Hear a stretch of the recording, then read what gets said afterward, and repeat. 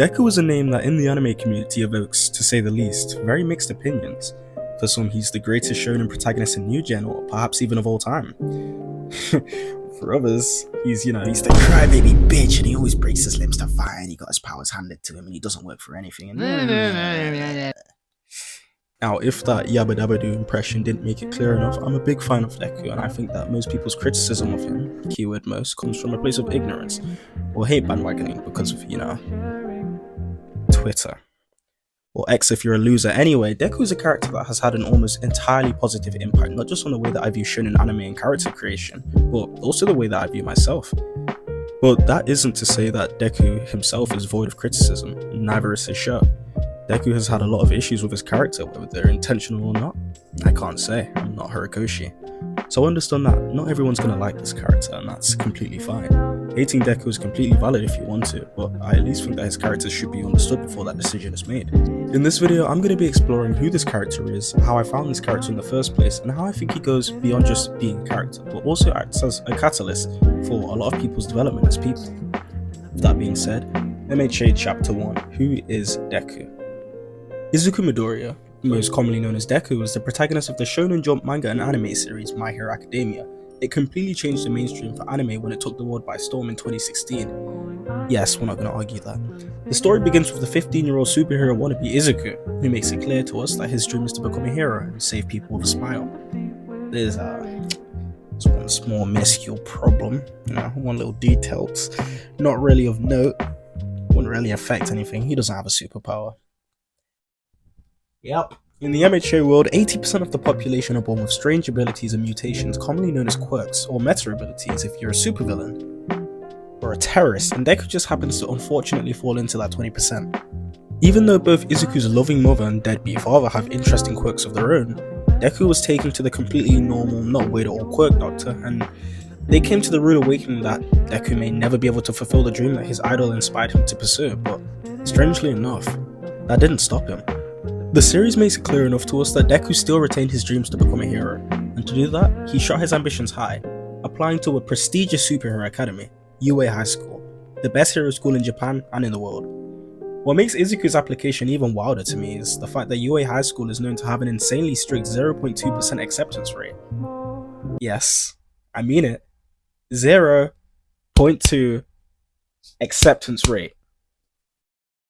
Seriously, how the fuck did he get in? Because of his ambitious dream, as well as the population's generally accepted discriminations of quirkless people, Izuku was bullied relentlessly, and even mocked by his own teachers. The prime example of this bullying comes in the form of Katsuki Bakugo, who was a bit more violent and personalized than any other student. Yeah, but we'll explore him a little later in the video. Maybe he gets his own video, I don't know. The treatment of quirkless students wasn't without consequence. Slowly, Izuku's dream began to die, and it became even clearer to him when captured by a low-rate slime villain. As he struggled, alone and afraid, it became clear to Izuku that perhaps being a hero just wasn't for him. That wasn't until he was saved by none other than #1 hero. And oh my god guys, holy shit, this guy is a complete fucking badass. This is Japan and the world's #1 hero, All Might. He's a Japanese-American inspired juggernaut that single-handedly changed the way that hero society was seen as a whole. With his American-inspired smash attacks, he strikes fear into every villain in the world. He evokes hope within every citizen, every hero, and most of all, he keeps peace. Because above all else, above being a hero, a man, a god, All Might is a symbol of peace. Face to face with this symbol, this idol, Izuku's childish glee poured out of him. He needed to talk to him, to ask him questions, to ask the question. But heroes are always in a fight against time, crime never sleeps. Charging up his power, All Might dashes into the air, leaving another citizen safe behind. At least, that's what he thought. Izuku could not just let this opportunity pass by him, so he clung to his idol, forcing his hand, and with All Might strangely appearing fatigued, the two finally had no choice but to land, and just talk. Izuku's life had been building up to this moment, to this question. Of course everyone else thought that a quirkless person could be a hero. It was stupid. It was madness. But maybe not to All Might. He cares about everyone. He believes in everyone. And so, Midoriya asks, can even a quirkless person like me become a hero like you one day? All Might's fatigue seemed to reach its peak, and in a poof of smoke, a sad-looking, weak and slender form appeared, his true form. Izuku could not believe his eyes. Is this really All Might, my idol? And knowing of this disbelief, All Might had no choice but to reveal his secret. 5 years ago, he sustained a life-changing injury, and even with intensive care and surgeries, he would never be the same. Despite the fact their worlds couldn't be any more different, a god and a nobody, the two stood on the same level now. They were vulnerable. They could be honest. A hero is always laying his or her life on the line, so I just can't bring myself to tell you not to do that without a quirk. I'm sorry. With this statement, Izuku's dream was shattered. As All Might left, telling Deku to face reality, Izuku walked the streets, alone again. He always knew that a quirkless nobody like himself being a hero was delusion, a pipe dream, but he still desperately clung to that delusion because that's just the type of person he was. As Izuku faced reality, trying to block out his grief, his tears, something even more terrifying than his shattered dreams appeared in front of him. A crowd, and at the center, the closest person to him, his childhood friend, Katsuki Bakugo, being murdered by the same villain that All Might saved him from earlier. Despite the fact we as an audience at this point can only see Bakugo as a relentless bully, this wasn't the reality to Izuku. He respected his drive, his presence, his power, and he couldn't help but break down, blaming himself for Katsuki's situation. If he hadn't bothered All Might with his delusion, the villain wouldn't have gotten away. Bakugo wouldn't be in danger. The villain's presence, its strength, its quirk, rendered everyone useless. No one wanted to risk their life because, someone else would save him. In a world where 80% of the population have a chance to become heroes, there's always going to be someone else. Someone will come to the rescue, and yet, no one did. No one was coming to save Bakugo. Before anyone could process it, Izuku Midoriya, the quirkless nobody, was running desperately towards the villain. Using his hero handbook, the same handbook the bully he was running towards destroyed, he remembered his tactical planning. He distracted the villain with his backpack, and desperately started clawing at Bakugo's restraints.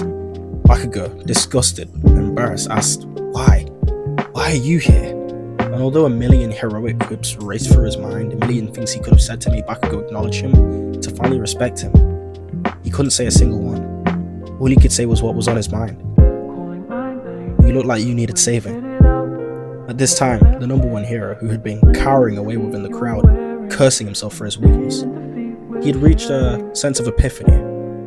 Heroes are always putting their lives on the line, and yet, even though this is what he told Izuku himself, he wasn't practicing what he preached, so he had to. Forcing himself past his limits, All Might dashed towards the villain and the two students. He apologized to Deku for being a hypocrite, and with this newfound sense of pride, the reawakened drive to save, All Might released a punch. A smash that would change the weather, a tornado that could extinguish the clouds, defeating the villain, saving the students, a punch that would change the world. All Might's iconic Detroit Smash. After being chewed out by the pros for his idiotic act, Izuku began to walk home, but one person stood in his way. Katsuki Bakugo.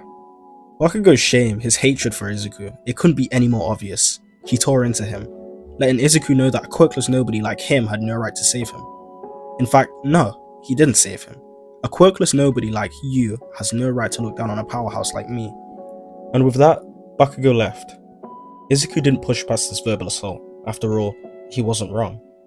Maybe I should focus on a future more feasible for me, a quirkless nobody. But before Izuku could truly accept this, All Might appeared before him yet again. The symbol of peace could do no but apologize and thank Izuku, because if it wasn't for him, their encounter, and Izuku's self-sacrificial heroism, All Might may have never been able to live by his words. Izuku's shattered dream overpowered his ability to accept this praise. To him, all he did was get in the way and cause the issue in the first place. But this isn't how All Might saw things. In his eyes, only Izuku could have made the difference. Only Izuku could have made All Might act, and only Izuku's body moved on its own. As All Might spoke, the realization of what was happening overtook Izuku's person. He couldn't help but think of his mother crying. The day that his dream began to develop cracks, Izuku broke down, falling to his knees, the only thing keeping him whole being the words of his idol, the one who shattered his dreams in the first place. He brought the shards back to him fully repaired in their original state. A dream. All Might spoke, answering the question from earlier, with a newfound sense of understanding. Offering his power up to him, a power passed down only to true heroes, All Might look towards Izuku's future. You too can be a hero.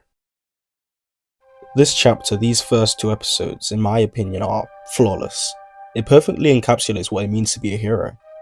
Because a hero isn't someone who just fights the big villains, a hero isn't the person with the strongest power or the smartest strategies, the memorable name, or even the coolest attitude.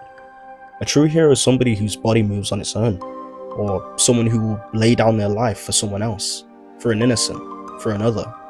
And that, at its core, is Izuku Midoriya, a true hero. At the start of the video, I said that I was going to take a deeper dive into Deku's character, his development and all that type of stuff, how I think he's changed and how I found him and how I think he's a catalyst for other people. I still plan to do that, but looking at the script right now, this video will be way too long if I try and fit that all into one video, and honestly my computer can't handle that. If you enjoyed this video and want to see a part 2 or even a deep dive into other characters like Bakugo, I know I particularly want to do one on Endeavor because he's a character that everyone hates and you're supposed to hate him, but I want to explore the more meaningful parts of his character.